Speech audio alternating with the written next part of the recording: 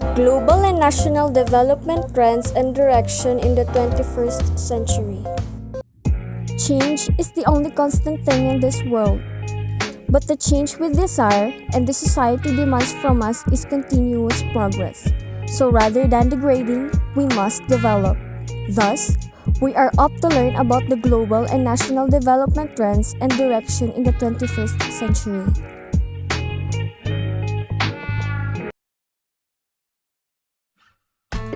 Good day everyone, I am Marcia Bagasala and I am going to discuss one of the global trends in education. Number 1 is practices. Under practices, we have the development and growth of national education systems. One of the dramatic expansion of the 21st century was the expansion and extension of the public education system around the world. The number of schools grew as did the number of students attending them.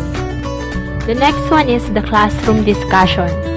Teachers need to frequently step off stage and facilitate entire class discussion. This allows students to learn from each other. It's also a great opportunity for teachers to formatively assess, through observation, how well students are grasping new content and concepts. There are a lot of practices when it comes to global trends in education, but the last one that I will be going to discuss is the formative assessment. In order to provide students with effective and accurate feedback, teachers need to assess frequently and routinely where students are in relation to the unit of study, learning goals or end product, or the summative assessment. Haiti recommends that teachers spend the same amount of time on formative evaluation as they do on summative assessment. Good day everyone, this is Jenny Savannah and I'm here to discuss the modern approaches in learning. First, learning with technologies. Online learning opportunities and the use of open educational resources and other technologies can increase educational productivity by accelerating the rate of learning, reducing costs associated with instructional materials or program delivery, and better utilizing teacher time. The world surrounds the use of technologies as a key to students improving their learning and marketability. Within the realm of technologies, teachers encourage students to innovate, bringing them full circle into the 21st century with visibility and adaptability rule. Napakarami na ng mga pagbabago ang makikita natin sa kasalukuyang panahon, partikular na sa mga kagamitan. Umuunlad ang paggamit ng mga modernong teknolohiya upang mapadali ang mga mahihirap na gawain, makasabay sa makabagong henerasyon at maging libangan. Nagkakaroon ng benepisyaryo ang mga guro kung paiirali ng paggamit ng multimedia sa mga makabagong paraan ng pagtuturo. Nagkakaroon din sila ng mga kawilihan, magaan at sistematikong pagtuturo. Second, open innovation. Open innovation as a concept and a process is an important new tool for education, underlining the knowledge interaction and dissemination between education, research, and industry. Open innovation in education explores how modern society, influenced by the digital revolution and widespread access to information, has often questioned the existing economic model. It has empowered educators and learners with increased access to knowledge, innovating pedagogical practices, and a culture of sharing. Dahil na rin sa pag-unlad ng teknolohiya sa panahon natin, ay naiimbento na ang iba't ibang mga gamit na makakatulong na maging basihan sa mas magandang kalidad ng edukasyon, hindi lang para sa bansa, kaya na rin para sa buong mundo. Mayroon na tayong mga personal computers, laptop, tablet, iba't ibang klase ng mga cellular phones, projector, at marami pang iba na tunay na nakakatulong sa pag-aaral ng mga mag-aaral. Kahit wala na sa tipikal na isang silid-aralan, ay maaari pa rin na magkaroon ng interaksyon sa pagitan ng mga guro at estudyante dahil maaari pa din naman makakuha ng impormasyon ang mga estudyante sa tulong lamang ng internet connection. Maaaring balikan ng mga estudyante ang mga leksyon nyo nang hindi nila lubos maintindihan. Maaari din silang makapagbahagi sa iba ng mga natututunan nila mula sa kanilang mga guro sa tulong ng mga social networking sites. And last, social status. Social status plays an underlying role in the education of a small or large group of people, whether it's an entire country's agenda or certain sections or communities within that country. If that community puts importance on education as a social benefit, students and people in that community will strive to achieve it in order to raise their status in the community. I'm Danica Bales and I'm your report today. Right. What comes in our mind when we visualize a classroom? We think as it may a dynamic environment of learning. It is a place to study, to do an activity, has it bring us together as students to be educated. With various teaching strategies as our teachers provided us, today we are going to discuss the teaching strategies as any efficient teacher, given that it requires the implementation of creative, to which it is important for the student to be engaged with interest and innovative teaching in order to meet students' individual needs. It is believed that there is no one size fits all solution, and so here we are, seven effective teaching strategies for the classroom. Right. Number one, visualization. As it said, it helps the students to visualize and bring dull academic concepts to life with visual and practical learning. For example, I'm describing how an elephant looks like. Now, upon realization, I cannot bring an actual elephant to the class, but I can show the student of a photo of an elephant or a video on how they are in nature. 2. Cooperative learning is a great strategy because it's all about students and their own thoughts and ideas. The students are the center of learning, not the teachers.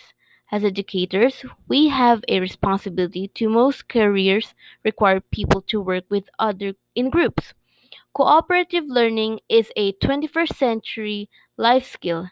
Ultimately, we are smarter together as a group than we are apart as an individual.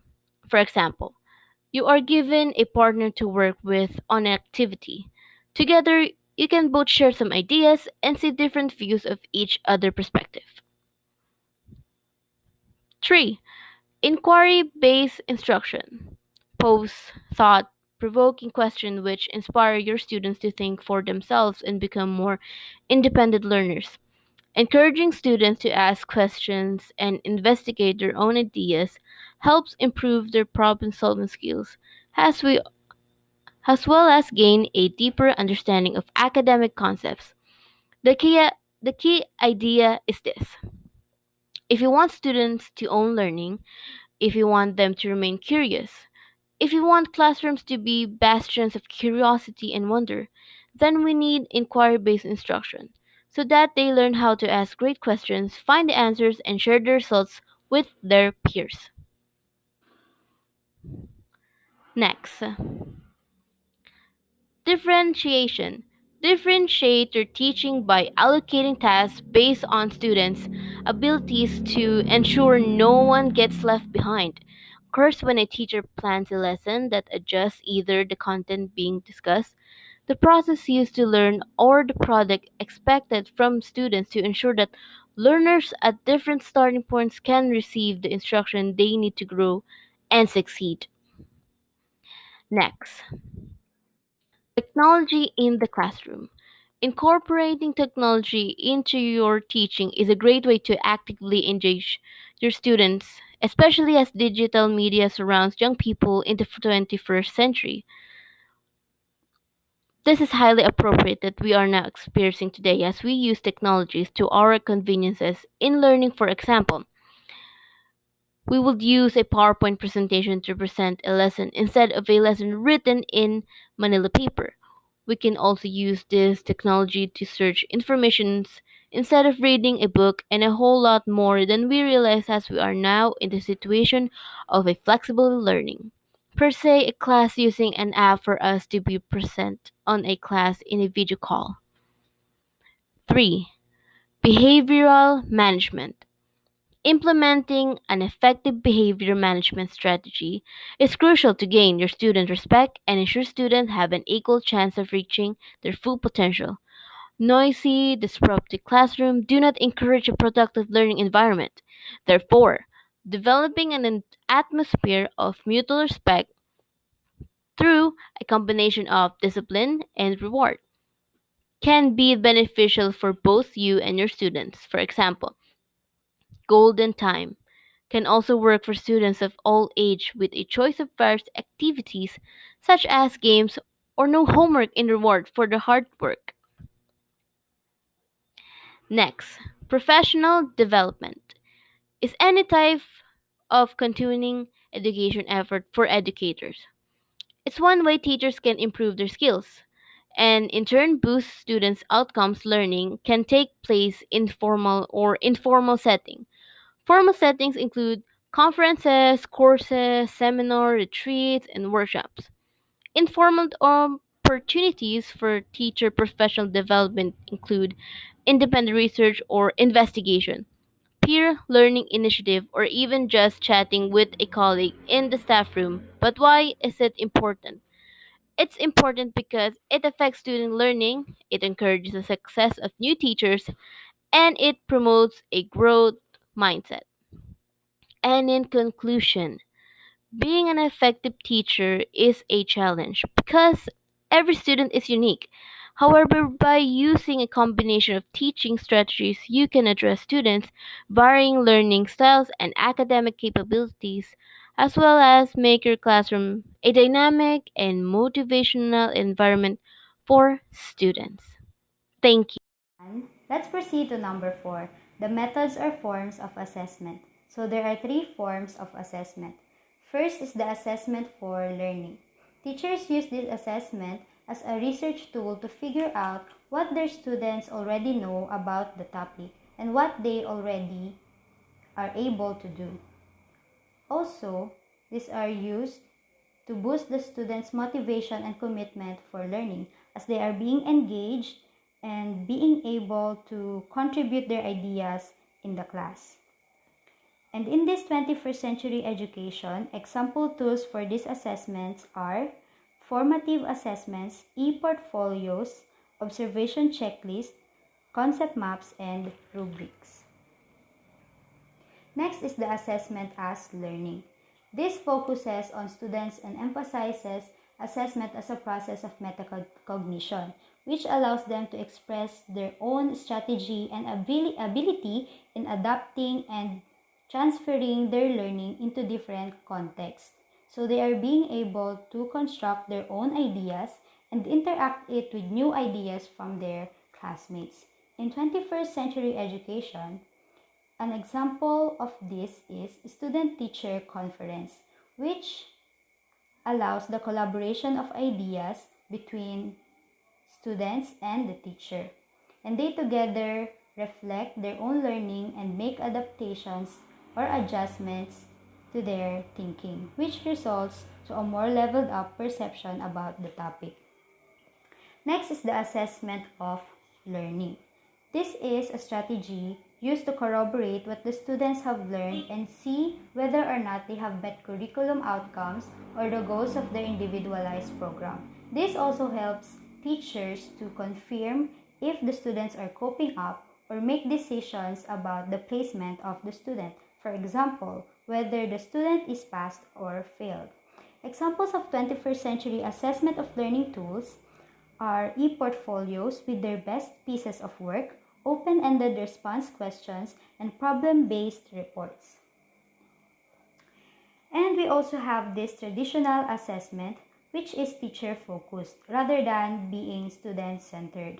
For this traditional assessment are used only for grading purposes. But luckily, these 21st century assessment tools will emphasize assessment as and assessment for learning tools, which is more focused on the students' learning.